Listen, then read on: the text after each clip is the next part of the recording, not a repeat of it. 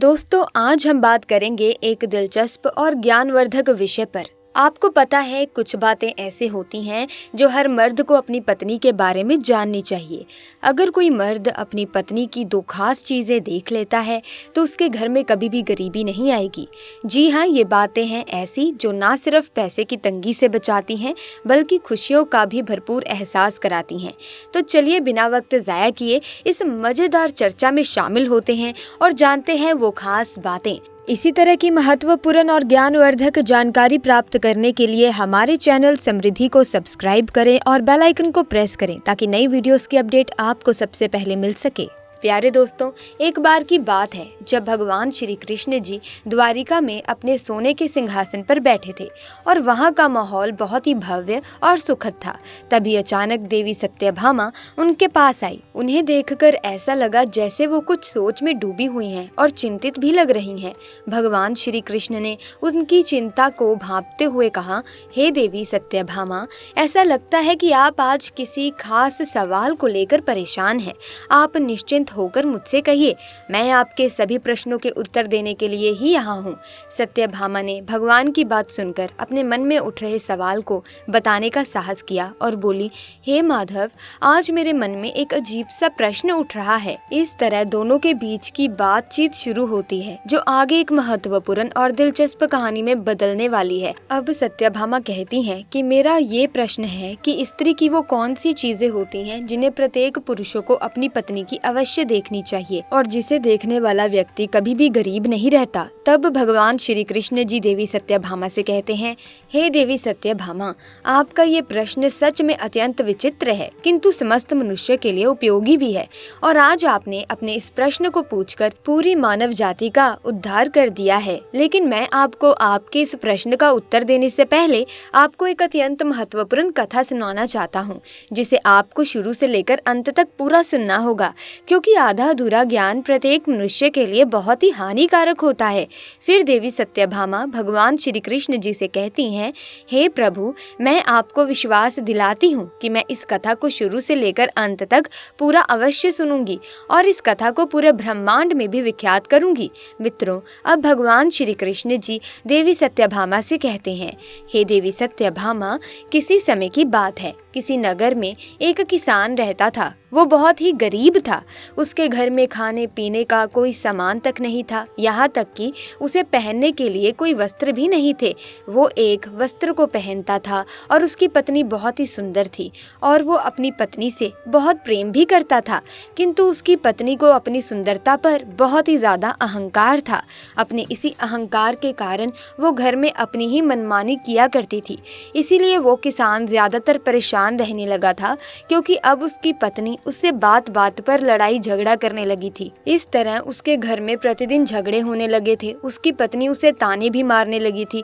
उसकी पत्नी उसे ताने मारते हुए कहती थी, तुम्हारे पास तो कुछ भी नहीं है, तुम तो कंगाल हो, पता नहीं मैंने तुमसे विवाह कैसे कर लिया। इस घर में ना तो पीने के लिए पानी है, ना ही भोजन की सामग्री और ना ही पहनने के लिए कोई वस्त्र है। किसान सोचने लगा, मैं करूँ तो क्या करूँ, तुम तो अब कोई कार्य भी नहीं करते हो। उसकी पत्नी की ऐसी बातें सुनकर किसान को बहुत बुरा लगता था, लेकिन उसे समझ नहीं आ रहा था कि उसके साथ ऐसा क्यों हो रहा है। इसीलिए वो बहुत चिंतित रहने लगा।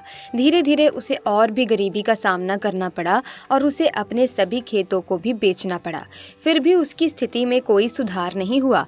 एक दिन जब वो किसान किसी काम से जा रहा था, उसने देखा कि एक महात्मा जी अपनी कुटिया के पास ध्यान में लीन है।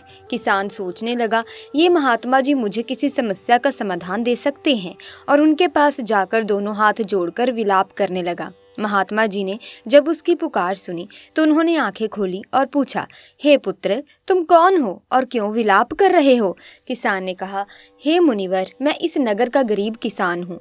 मेरी पत्नी मुझसे लड़ाई झगड़ा करती है, कहती है कि तुम्हारे पास कुछ नहीं है, घर में खाने पीने के लिए कुछ नहीं है, पता नहीं मैंने किसके साथ विवाह कर लिया। किसान ने आगे कहा, हे मुनिवर, आप मुझे उपाय बताएं कि मेरी पत्नी मुझसे झगड़ा ना करे और मैं जल्द ही धनवान बन जाऊं। महात्मा जी ने कहा, पहले विलाप करना बंद करो। मैं तुम्हें 3 चीजें बताने वाला हूं जिन्हें हर पुरुष को अपनी पत्नी की देखनी चाहिए। अगर कोई भी पुरुष इन तीनों चीजों को देख लेता है तो उसे धनवान बनने से विधाता भी नहीं रोक सकते। किसान ने उत्सुकता से कहा, हे मुनिवर, आप देर न करें, मुझे बताएं ये चीजें कौन सी हैं। महात्मा ने कहा, धैर्य रखो, मैं तुम्हें एक महत्वपूर्ण कथा के जरिए बताने वाला हूँ। सुनो। किसी नगर में एक व्यापारी रहता था जो उस नगर का सबसे बड़ा व्यापारी था। उसका उसकी पत्नी से बहुत प्रेम था। उनके घर में कभी भी झगड़ा नहीं होता था और इसी कारण माता लक्ष्मी का वहाँ सदैव वास बना रहता था। व्यापारी और उसकी पत्नी के बीच इतना प्रेम था कि आसपास के लोग उनकी इस प्रेम कहानी को देखकर ईर्ष्या करने लगे थे। उसकी पत्नी प्रतिदिन संध्या के समय एक दीपक अपने घर में अवश्य प्रज्वलित करती थी, लेकिन कुछ स्त्रियां उसे ऐसा करने से रोकती थीं। वे कहती थी, तुम प्रतिदिन दीपक क्यों जलाती हो? ऐसा करने से तुम्हें क्या लाभ होगा? मत किया करो। लेकिन वो किसी की बात सुनकर भी अनसुना कर देती थी और अपनी मनमर्जी से दीपक जलाती रहती थी। इससे भी बड़ी बात ये थी कि वो अपने पति की भी कोई बात नहीं मानती थी। व्यापारी, जो बहुत ही ज्यादा बुद्धिमान था, जानता था कि अगर वो अपनी पत्नी को मना करेगा तो झगड़ा होगा, जिससे उसका ध्यान व्यापार पर नहीं लगेगा और नुकसान होगा।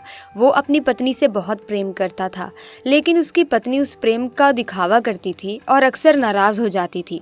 फिर भी व्यापारी किसी तरह अपनी पत्नी को मना लेता था। इसी तरह दिन बीतते रहे और व्यापारी अपनी पत्नी के साथ सुखपूर्वक जीवन व्यतीत कर रहा था। धीरे धीरे उनकी प्रेम कहानी पूरे नगर में फैल गई और लोग उन्हें प्रेम का उदाहरण मानने लगे। जब राजा को ये बात पता चली कि व्यापारी और उसकी पत्नी एक दूसरे से बहुत प्रेम करते हैं, तो उसने अपने सैनिकों को बुलाकर कहा, जाओ उस व्यापारी और उसकी पत्नी को बड़े आदर सत्कार के साथ राजमहल में ले आओ। हमें उनका सम्मान करना है, लेकिन उन्हें कुछ भी मत बताना। राजा की आज्ञा पाकर सैनिक व्यापारी के घर जाते हैं और दरवाजा खटखटाते हैं। व्यापारी दरवाजा खोलता है और देखता है कि राजा के सैनिक खड़े हैं। वे उसे बताते हैं, राजा साहब ने आपको राजमहल में बुलाया है। फिर सैनिक दोनों को लेकर राजमहल पहुंचते हैं। राजमहल में राजा उनका अच्छे से स्वागत करता है और थोड़ी सी धनराशि भी देता है। व्यापारी और उसकी पत्नी प्रसन्न होकर घर लौटते हैं। इसके बाद राजा पूरे नगर में ऐलान करता है कि आज रात सभी लोग अपने घरों में व्यापारी और उसकी पत्नी के बीच प्रेम के कारण दीप प्रज्वलित करेंगे। राजा की आज्ञा सुनकर सभी घरों में दीपक जलाए जाते हैं, लेकिन थोड़ी देर बाद अधिकांश दीपक बुझ जाते हैं। केवल व्यापारी के घर का दीपक जलता रहता है और उसका प्रकाश दूर दूर तक फैलता है। राजा ने सोचा कि क्यों ना मैं बाहर जाकर देखूं कि किस किस ने दीपक जलाए हैं और किसका दीपक अभी भी जल रहा है। दोस्तों, इतना सोचकर राजा अपने महल से नगर की ओर देखने लगा। उसे दिखा कि उस नगर में किसी घर में भी दीपक नहीं जल रहा था, सिवाय व्यापारी के घर के। व्यापारी का दीपक अभी भी जल रहा था। राजा इसी बात पर विचार कर ही रहा था कि तभी रानी वहां आ गई। राजा ने रानी से कहा, रानी जी, नगर की ओर देखिए, सभी घरों में कोई दीपक नहीं जल रहा, लेकिन व्यापारी के घर का दीपक अभी भी जल रहा है। इससे स्पष्ट होता है कि व्यापारी और उसकी पत्नी के बीच कितना प्रेम है। रानी ने राजा की बात से सहमति नहीं दिखाई और कहा, हे महाराज, मुझे लगता है कि इस प्रेम का कारण उसकी पत्नी है। भगवान श्री कृष्ण जी देवी सत्यभामा से कहते हैं कि इसी पर राजा और रानी के बीच बहस होने लगी, जो अत्यंत लड़ाई तक पहुंच गई। तलवारें चलने लगी और दोनों को चोटें भी आईं। फिर राजा ने कहा, क्यों ना हम उस व्यापारी और उसकी पत्नी की परीक्षा ले लें, जिससे साफ हो जाएगा कि उनमें प्रेम का कारण कौन है। रानी ने सहमति जताई और कहा कि ठीक है, मैं पहले व्यापारी की पत्नी की परीक्षा लेना चाहती हूँ।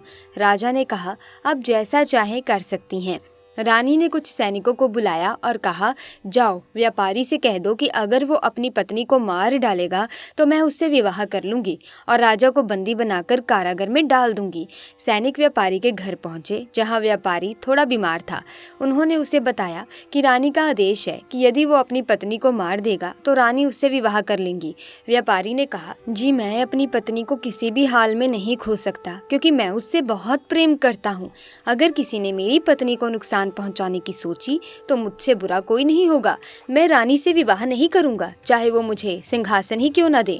सैनिक वापस राजमहल पहुंचे और रानी को व्यापारी की बात बताई। राजा ने कहा, देखा, वो व्यापारी कितना समझदार है। ये स्पष्ट होता है कि प्रेम का कारण वो खुद है। रानी ने कहा, लेकिन आपने व्यापारी की पत्नी की परीक्षा तो नहीं ली। राजा ने फिर निर्णय लिया कि वो व्यापारी की पत्नी की परीक्षा लेगा।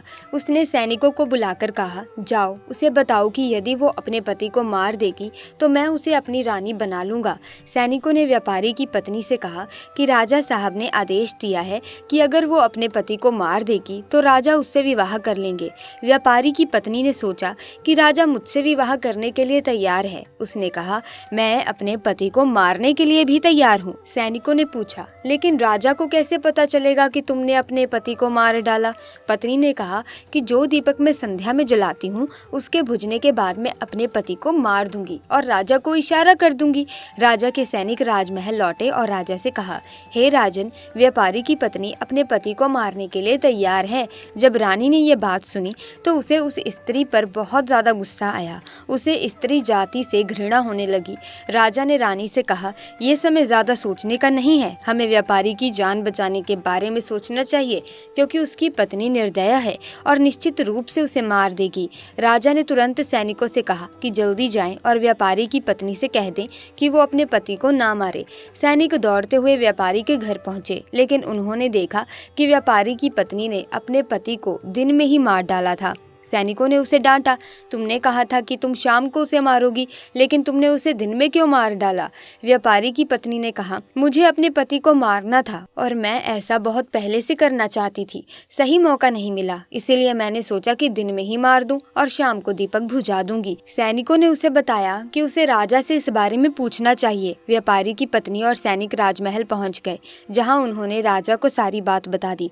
सुनकर राजा क्रोधित हो गए और व्यापारी की पत्नी को बंदी बनाकर कारागार में डाल दिया। भगवान श्री कृष्ण जी देवी सत्यभामा से कहते हैं, हे देवी सत्यभामा, वे महात्मा जी उस किसान से कहते हैं, अब मैं तुम्हें 3 बातें बताता हूँ जिन्हें हर पुरुष को अपनी पत्नी की अवश्य देखनी चाहिए। पहली, पत्नी का आना जाना, किससे मिलना और किससे बात करना। जो पुरुष इस पर ध्यान देता है उसके घर में कभी भी कलेश नहीं होता। दूसरी बात, हर पुरुष को अपनी पत्नी की बोलचाल देखनी चाहिए, क्या वो पति की इज्जत करती है और उसकी बात मानती है या नहीं।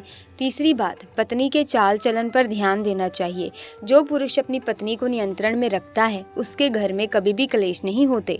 भगवान श्री कृष्ण जी ने कहा, जो स्त्रियां अपने मनमाने तरीके से चलती हैं और पति की बात नहीं मानती, उनका हाल उस व्यापारी की तरह हो जाता है।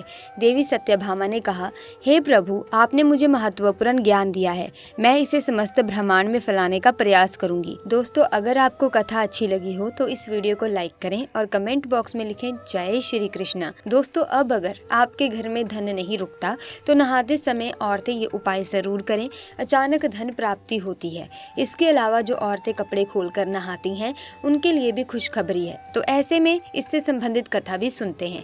मित्रों, एक समय शिवजी महाराज पार्वती के साथ हरिद्वार में घूम रहे थे। पार्वती जी ने देखा कि समस्त मनुष्य गंगा में नहा नहाकर हर हर गंगे कहते चले जा रहे हैं, परंतु सभी दुखी और पापी हैं। तब पार्वती जी ने बड़े आश्चर्य से शिवजी से पूछा कि हे देव, गंगा में इतनी बार स्नान करने पर भी इनके पाप और दुखों का नाश क्यों नहीं हुआ? क्या गंगा में सत्यता नहीं रही? शिवजी ने कहा, प्रिय, गंगा में तो वही सत्यता है, परंतु इन लोगों ने पाप नाशनी गंगा में स्नान ही नहीं किया, तब इन्हें लाभ कैसे हो? पार्वती जी ने आश्चर्य से कहा कि स्नान कैसे नहीं किया? सभी तो नहा नहा कर आ रहे हैं, अभी तक उनके शरीर भी नहीं सूखे हैं। शिवजी ने कहा, ये केवल जल में डुबकी लगा कर आ रहे हैं, तुम्हें कल इसका रहस्य समझाऊंगा। दूसरे दिन बड़े जोर की बरसात होने लगी, गलियां कीचड़ से भर गई। एक चौड़े रास्ते में एक गहरा गड्ढा था, चारों ओर लाप तीला कीचड़ भर रहा था। शिवजी ने अपनी लीला से ही वृद्ध रूप धारण कर लिया और दीन विवश की तरह गड्ढे में जाकर ऐसे पड़ गए जैसे कोई मनुष्य चलता चलता गड्ढे में गिर पड़ा हो और निकलने की चेष्टा करने पर भी ना निकल पा रहा हो। पार्वती जी को उन्होंने ये समझाकर गड्ढे के पास बैठा दिया कि देखो, तुम लोगों को सुना सुनाकर यूं पुकारती रहो कि मेरे वृद्ध पति अकस्मात गड्ढे में गिर पड़े हैं, कोई पुण्य आत्मा इन्हें निकालकर इनके प्राण बचाए और मुझे असहाय की सहायता करें। शिवजी ने ये और समझा दिया कि जब कोई गड्ढे में से मुझे निकालने को तैयार हो तब इतना और कह देना कि भाई, मेरे पति सर्वथा निष्पाप हैं, इन्हें वही छुए जो स्वयं निष्पाप हो। यदि आप निष्पाप हैं तो इनको हाथ लगाइए, नहीं तो हाथ लगाते ही आप भस्म हो जाएंगे। पार्वती जी तथास्तु कहकर गड्ढे के किनारे बैठ गई और आने जाने वालों को सुना सुनाकर शिवजी की सिखाई हुई बातें कहने लगी। गंगा में नहाकर लोगों के दल आ रहे हैं। सुंदर युवती को यूं बैठी देखकर कईयों के मन में पाप आया। कई लोग लज्जा से डरे तो किसी को कुछ धर्म का भय हुआ। कई कानून से डरे। कुछ लोगों ने तो पार्वती जी को ये भी सुना दिया कि मरने दे बूढ़े को, क्यों उसके लिए रोती है। और कुछ दयाल सचरित्र पुरुष थे, उन्होंने करुणा ववरश हो युवती के पति को निकालना चाहा, परंतु पार्वती के वचन सुनकर वो भी रुक गए। उन्होंने सोचा कि हम गंगा में नहाकर आए हैं तो क्या हुआ, पापी तो है ही, कहीं अच्छा करते करते हाथ न जल जाएं। बूढ़े को निकालने के चक्कर में इस स्त्री के कथन अनुसार हम स्वयं भस्म ना हो जाएं। किसी का साहस नहीं हुआ। सैकड़ों आए, सैकड़ों ने पूछा और चले गए। संध्या हो चली थी। अब शिवजी ने कहा, पार्वती देखा, आया कोई सच्चे हृदय से गंगा में नहाने वाला। थोड़ी देर बाद एक जवान हाथ में लोटा लिए हर हर गंगे करता हुआ निकला। पार्वती ने उसे भी वही बात कही। युवक का हृदय करुणा से भर आया। उसने शिवजी को निकालने की तैयारी की। पार्वती ने रोककर कहा कि भाई, यदि तुम सर्वथा निष्पाप नहीं होंगे तो मेरे पति को छूते ही जल जाओगे। उसने उसी समय बिना किसी संकोच के दृढ़ निश्चय के साथ पार्वती से कहा कि माता, मेरे निष्पाप होने से तुझे संदेह क्यों होता है? देखती नहीं हो क्या, मैं अभी गंगा नहाकर आया हूँ। भला गंगा में गोता लगाने के बाद भी कभी पाप रहते हैं? अब मैं तेरे पति को निकालता हूँ। युवक ने लपक कर बूढ़े को ऊपर उठा लिया। शिव पार्वती ने उसे अधिकारी समझकर अपना असली स्वरूप प्रकट कर उसे दर्शन देकर कृतार्थ किया। शिवजी ने पार्वती से कहा कि इतने लोगों में से इस एक ने ही गंगा स्नान किया। इसी दृष्टांत के अनुसार जो लोग बिना श्रद्धा और विश्वास के केवल गंगा स्नान करते हैं उन्हें वास्तविक फल नहीं मिलता, परंतु इसका ये मतलब नहीं कि गंगा स्नान व्यर्थ जाता है। गंगा स्नान का बहुत पुण्य भी है। इसके बाद शिवजी जी ने पार्वती जी से कहा, अब मैं आपको 12 बातें बताता हूँ। जो भी मनुष्य इन 12 बातों को नहाते समय ध्यान में रखता है वो कभी भी दुखी नहीं रहता। उसके घर में माँ लक्ष्मी का वास हो जाता है। उसके घर में अपार धन आता है। घर में कभी भी लड़ाई झगड़े नहीं होते हैं। उसका पूरा परिवार हंसी खुशी जीवन व्यतीत करता है। नंबर 1, स्नान करने के बाद लोग शुद्ध होकर पूजा पाठ जाप आदि सारे काम करने के योग्य बनते हैं, इसीलिए सुबह को ही स्नान कर लेना चाहिए। नंबर 2, शास्त्रों में कहा गया है कि स्नान करने से इन 10 गुणों की प्राप्ति होती है। रूप, तेज, बल, पवित्रता, आयु, आरोग्य, निर्लोकता, दुस्वप्न का नाश, तप, मेधा। नंबर 3, लक्ष्मी धन, पुष्टि व आरोग्य स्वास्थ्य चाहने वालों को हर मौसम में और हर दिन स्नान करना चाहिए। शास्त्रों में कहा गया है कि सुबह स्नान करने से पाप का नाश होता है और पुण्य मिलता है। नंबर 4, ऐसा कहा गया है कि सुबह नहाने वालों के पास भूत प्रेत आदि नहीं फटकते, इसीलिए सुबह स्नान करना ही उचित है। नंबर 5, बीमारी की हालत में सर के नीचे से ही स्नान करना चाहिए। गीले कपड़े से शरीर को पोंछ लेना एक तरह का स्नान ही कहा गया है। नंबर 6, सुबह की लालिमा छाने से पहले ही स्नान कर लेना श्रेष्ठ माना गया है। नंबर 7, तेल लगाकर और देह को मल मल कर नदी में नहाना मना है। इसकी जगह नदी से बाहर निकलकर तट पर ही शरीर साफ करके तब नदी में डुबकी लगाना उचित है। नंबर 8, जिन घाटों पर कपड़े धोए जाते हैं वहाँ का जल अपवित्र माना गया है, इसीलिए वहाँ से कुछ दूर हटकर ही नहाना चाहिए। नंबर 9, नदी की धारा की ओर या सूर्य की ओर मुँह करके नहाना चाहिए। नदी में 3, 5, 7 या 12 डुबकियां लगाना अच्छा बताया गया है। नंबर 10, पवित्र नदियों में कपड़े निचोड़ने की मनाही है। नदी में किसी तरह की गंदगी नहीं बहनी चाहिए। नंबर 11, किस स्तोत्र का पानी ज्यादा बढ़िया होता है, इस बारे में भी शास्त्रों में जिक्र मिलता है। कुएं की तुलना में झरने का पानी, झरने से ज्यादा नदी का पानी, नदी के पानी से किसी तीर्थ का जल और तीर्थ के जल से गंगा जल अधिक श्रेष्ठ माना गया है। नंबर 12, गंगा माता का कथन है कि स्नान करते वक्त कोई चाहे जहाँ भी मेरा स्मरण करेगा मैं वहाँ के जल में आ जाऊंगी। इसके बाद शिवजी ने कहा, अब मैं आपको औरतों के बारे में बताता हूँ जो औरतें कपड़े खोलकर स्नान करती हैं। शिवजी ने कहा, हिंदू धर्म में शास्त्रों में हर एक चीज के लिए कुछ नियम बनाए गए हैं। इन नियमों में से एक है स्नान को लेकर की गई बातें। दरअसल हमारे शास्त्रों में ऐसी कई बातें लिखी गई हैं जिनका हम पालन सदियों से करते आ रहे हैं, लेकिन उसके कारणों के बारे में अभी भी पूरी जानकारी नहीं है। ऐसे ही नियमों में से एक है निर्वस्त्र स्नान करना। आपने अक्सर घर के बड़ों को ऐसा कहते हुए सुना होगा कि कभी भी स्नान बिना कपड़ों कपड़ों के यानी निर्वस्त्र नहीं करना चाहिए। कुछ बातें अगर हम पौराणिक कथाओं की बात करें तो निर्वस्त्र स्नान की मनाही का एक सबसे बड़ा कारण कृष्ण जी के समय से जुड़ा है।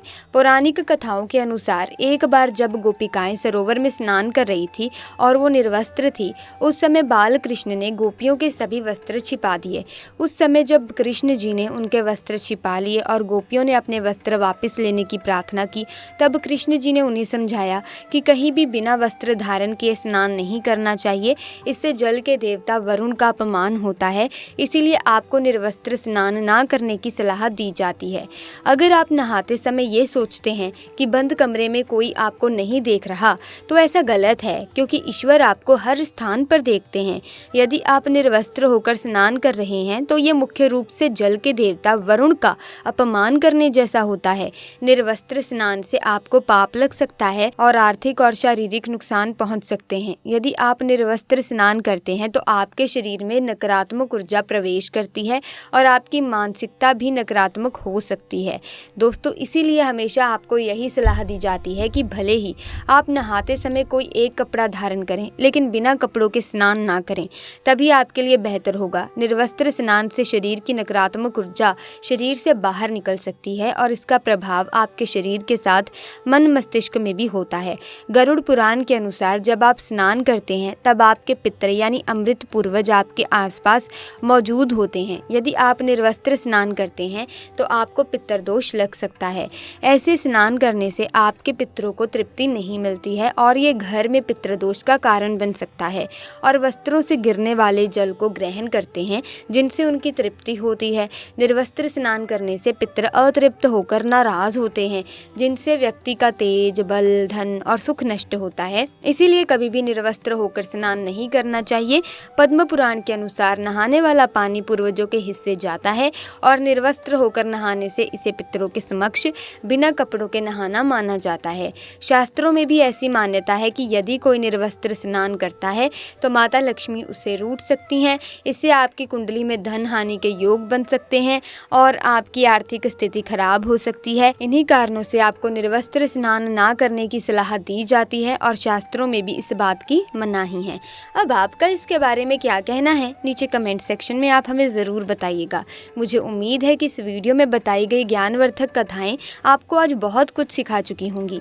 अगर हाँ, तो आप इस वीडियो को लाइक करें, शेयर करें, चैनल को सब्सक्राइब करके बेल आइकन को प्रेस कीजिए ताकि तमाम नए वीडियोस की अपडेट आपको मिलती रहे। हम मिलेंगे दोस्तों जल्द ही एक अन्य वीडियो में नई रोचक कथा के साथ। तब तक के लिए हमें दीजिए इजाज़त। आपका बहुत बहुत धन्यवाद।